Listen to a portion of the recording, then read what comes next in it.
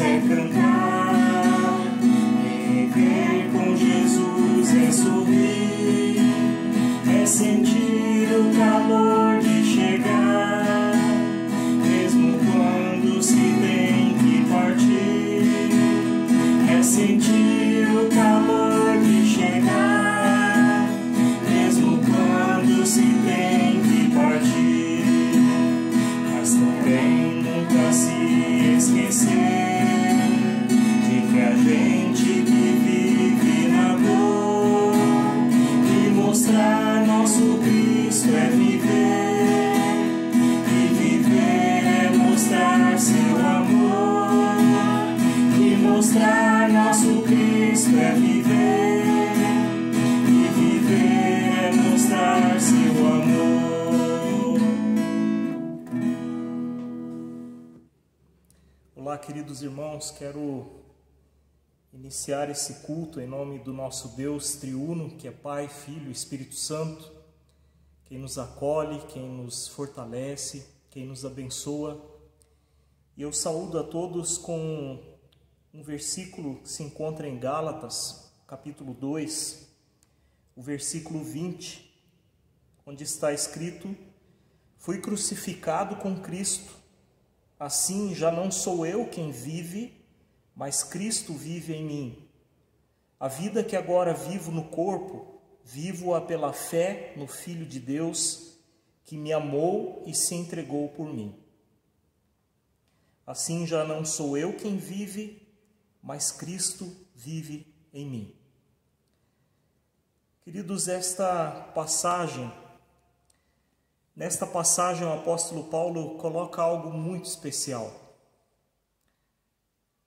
Cristo vive em mim. O que quer dizer isto?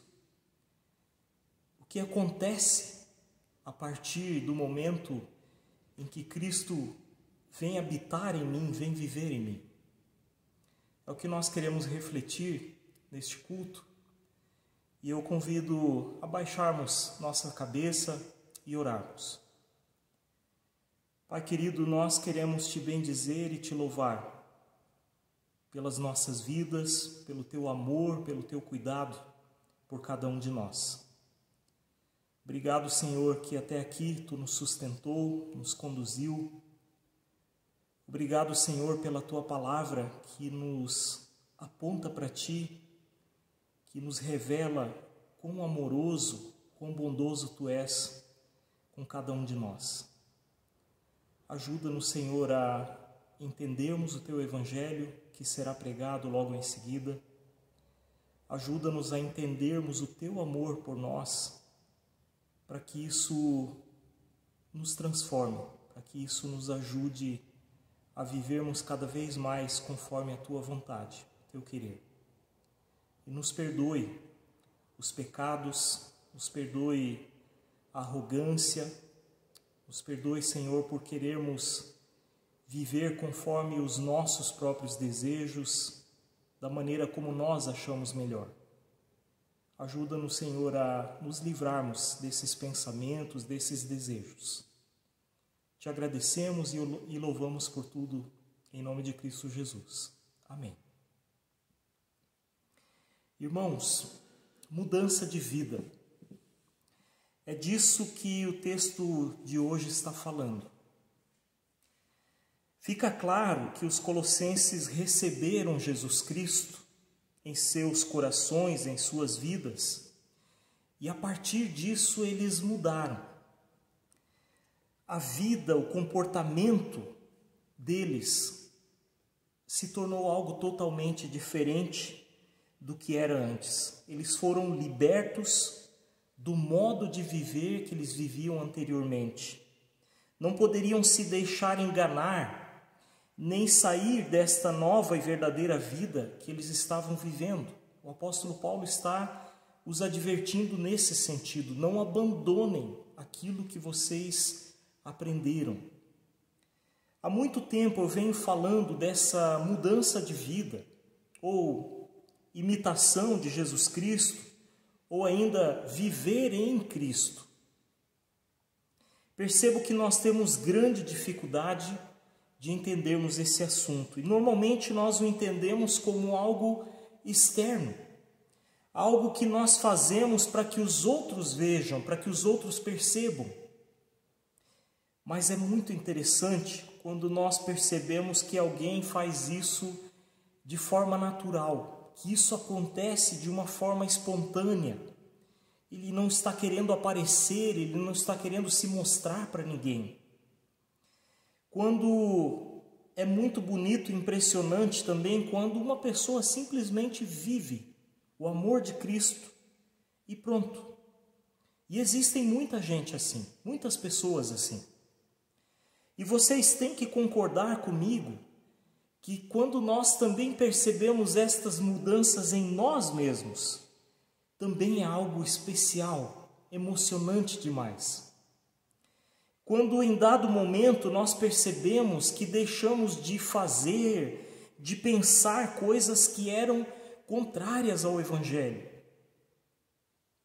Quando olhamos para trás e percebemos, houve mudança na minha vida, mudanças significativas, que abandonamos algumas coisas que antes nós achávamos que eram importantes, mas na verdade nos prejudicavam, nos atrasavam de viver o Evangelho, nos afastavam do Senhor, das pessoas. O estar em Cristo, a imitação de Cristo, não é apenas uma mudança exterior. Ou seja, quando nós fazemos algo que no fundo é só para aparecer, ou para nos sentirmos melhor, ou ainda imitar a Cristo, não é algo que eu faço para merecer ou conquistar a salvação. Mas é bem interessante percebermos que esse problema não é só dos nossos dias, do nosso tempo. Sempre foi assim, com o ser humano caído, com o ser humano pecador. Era algo normal também no tempo de Cristo. Alguns judeus, por exemplo, enfatizavam 3 áreas em suas vidas que eles achavam que eram necessárias para se tornarem homens, mulheres de Deus: circuncisão, leis de dieta e a guarda do sábado. Eles também queriam ser transformados em pessoas de Deus, mas isso, na mentalidade deles, só acontecia a partir do momento que eles conseguiam cumprir essas leis, naqueles 3 quesitos que nós mencionamos antes: circuncisão, leis de dieta e a guarda do sábado. Isso acabou virando uma prática externa com o tempo. Eles praticavam essas coisas pensando que assim mereceriam a salvação. Perderam de vista o fato de que essas coisas externas que nós fazemos são apenas reflexo do amor de Deus e do amor a Deus. Algo natural. Onde e quando foi que nós nos esquecemos de amar a Deus e ao próximo? Passamos a praticar coisas e comportamentos achando que assim Deus nos amaria. Onde foi que deixamos de cultivar o amor a Deus, a intimidade com Ele em nosso coração? Onde foi que nós começamos a praticar boas obras para aparecer, para fazer média?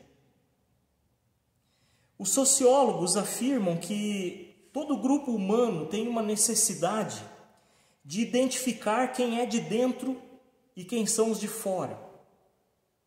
E com isso criam costumes, comportamentos, marcas para se identificarem, para identificar quem pertence ao grupo. Isso quer dizer que o jeito de falar, o jeito de se vestir, de se comportar, são maneiras também de identificar o outro e, por assim dizer, também de criar barreiras. Provavelmente esse também foi um dos motivos que levou os judeus do tempo de Jesus a se agarrarem em costumes, leis, para identificarem quem era do grupo de Deus e quem não era.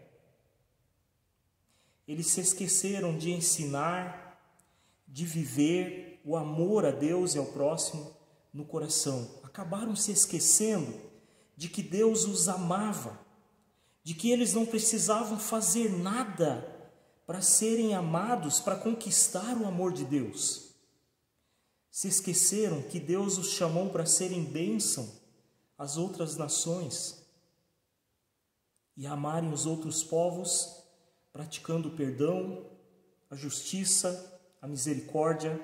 Eles perderam o amor de vista, se afastaram da essência, se tornaram escravos de costumes, de regras. Cristo aparece e ensina de uma forma diferente. Ele não chama atenção para a aparência exterior. Ele mostra que todo esforço religioso, sem uma relação de amor, de intimidade com Deus, não ajuda, mas dificulta ainda mais a própria vida e a vida das pessoas ao redor. Tudo isso se torna um fardo pesado a ser carregado. Cristo aponta para o fato de que Deus ama as pessoas. Jesus não tinha dúvida do amor do Pai por ele. Ele não fazia nada para ser amado, mas fazia por amor e por se saber amado.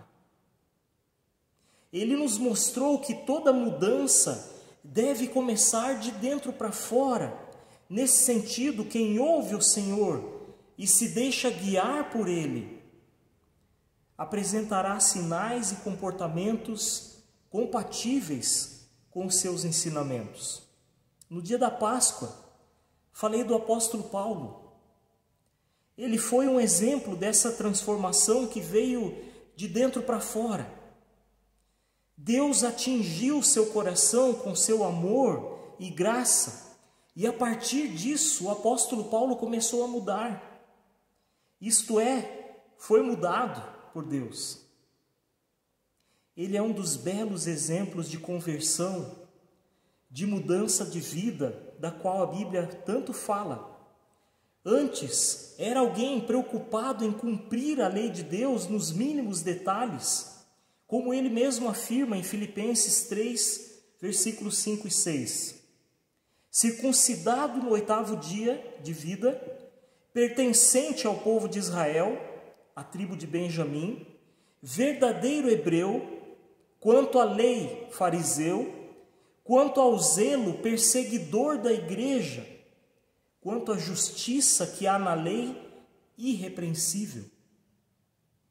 Mas por meio da lei ele não conheceu o fato de que Deus o amava. Não se tornou um homem de Deus só porque era zeloso, porque era praticante das leis. Isso o tornou alguém que tinha ódio no seu coração. Esse ódio levava a perseguir, a prender e matar cristãos. E ao perseguir e matar os cristãos, ele perseguia o próprio Cristo. Pois foi esta pergunta que Cristo fez para ele no caminho para Damasco: Saulo, por que me persegues? A partir dessa pergunta, Deus começa um processo de mudança na vida do Paulo, que antes se chamava Saulo, e ele passa a se chamar Paulo. Cristo passou a viver nele, e isso fez toda a diferença na sua vida. Foi o que mudou o seu ponto de vista, o seu comportamento, suas atitudes em relação a Deus e ao próximo. Paulo cita 2 palavrinhas nos seus escritos, 164 vezes. Essas 2 palavras são em Cristo. Em Cristo. Paulo descreve a vida de um seguidor de Jesus como uma vida em Cristo. No momento que aceitamos a Cristo como nosso Senhor, nosso Salvador, Ele passa a habitar em nós, Ele passa a morar em nosso coração. Assim como Cristo mesmo exemplificou, nós somos um enxerto no tronco de uma videira perfeita. A partir desse momento, nós seremos irrigados pela sua seiva, pela seiva que vem de suas raízes. Ou seja, somos enxertados na vida de Cristo. A vida de Cristo, sua seiva, seu sangue, irrigam a nossa e trazem a verdadeira vida. Vivemos nele e por ele.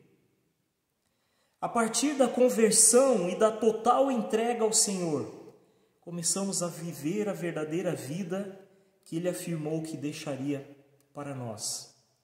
Foi o que o apóstolo Paulo afirmou em Gálatas, capítulo 2, versículo 20, que nós lemos na saudação: fui crucificado com Cristo, assim já não sou eu quem vive, mas Cristo vive em mim. A vida que agora vivo no corpo, vivo-a pela fé no Filho de Deus, que me amou e se entregou por mim. Queridos irmãos, a conversão a Cristo faz com que nossos pensamentos, nossas emoções, sentimentos, desejos e vontades sejam transformados por Jesus Cristo, pela palavra de Deus. Entendem? A partir desse ponto da conversão, nós começamos a viver a vontade do Senhor de forma natural. O fato de Cristo habitar em nós é o que nos faz viver diferente. E é isto que nos faz imitá-lo. Repetir seus gestos, seguir seus caminhos. Que os nossos desejos sejam como o do apóstolo Paulo. Quero conhecer a Cristo, ao poder da sua ressurreição e a participação em seus sofrimentos, tornando-me como ele em sua morte, para que de alguma forma alcançar a ressurreição dentre os mortos. Filipenses capítulo 3, versículos 10 e 11. Que esse seja o nosso desejo. Que não fiquemos pensando que o praticar boas obras, o mostrar como a gente é bom, vai nos fazer diferente. Não é isso.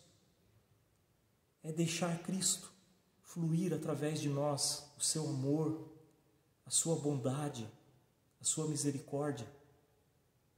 É deixar Cristo fluir em nós e através de nós, para que sejamos bênção.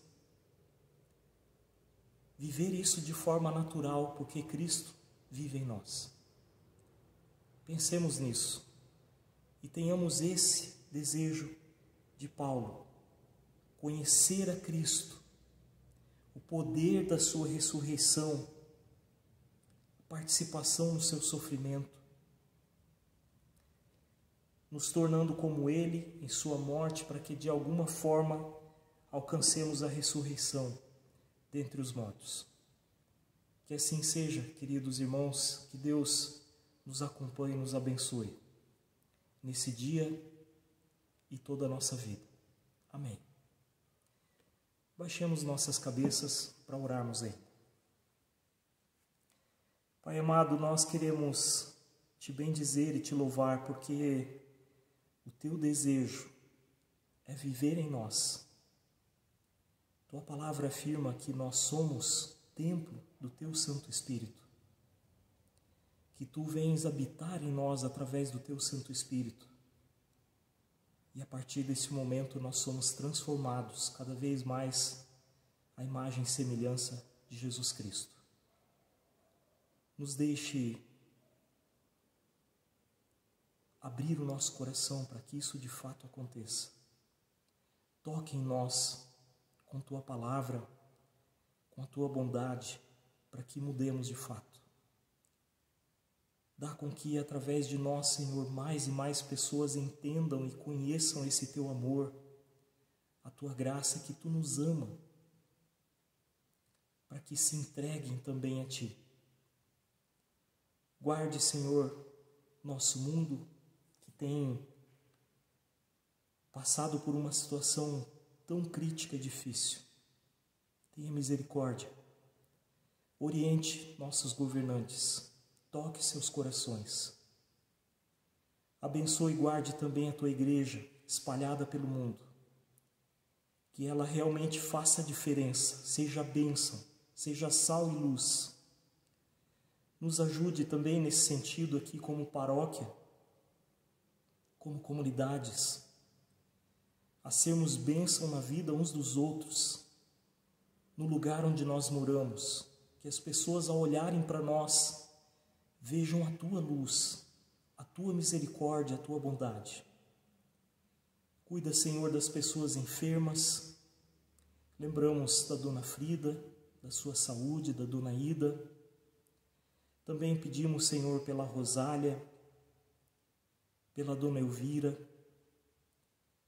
pela Dona Rosa, pela restauração também dela. Continue, Senhor, carregando cada um nos Teus braços, sustentando, curando. Proteja e guarde as pessoas que estão enlutadas, abatidas, que elas também se sintam abraçadas e confortadas por Ti. Tudo isso nós clamamos e aquilo que não conseguimos lembrar, incluímos na oração que Tu nos ensinou. Pai nosso que estás no céu, santificado seja o Teu nome. Venha o Teu reino, seja feita a Tua vontade, assim na terra como no céu. O pão nosso de cada dia nos dá hoje. Perdoa-nos as nossas dívidas, assim como nós também perdoamos aos nossos devedores. E não nos deixes cair em tentação, mas livra-nos do mal. Pois Teu é o reino, o poder e a glória para sempre. Amém. Que o Senhor vos abençoe e vos guarde. Que o Senhor faça resplandecer o seu rosto sobre vós e tenha misericórdia de vós. Que o Senhor sobre vós levante o seu rosto e vos dê a paz. Vamos na paz do Senhor e o sirvamos com alegria e dedicação. Amém. Satisfação é ter a Cristo, não há melhor prazer.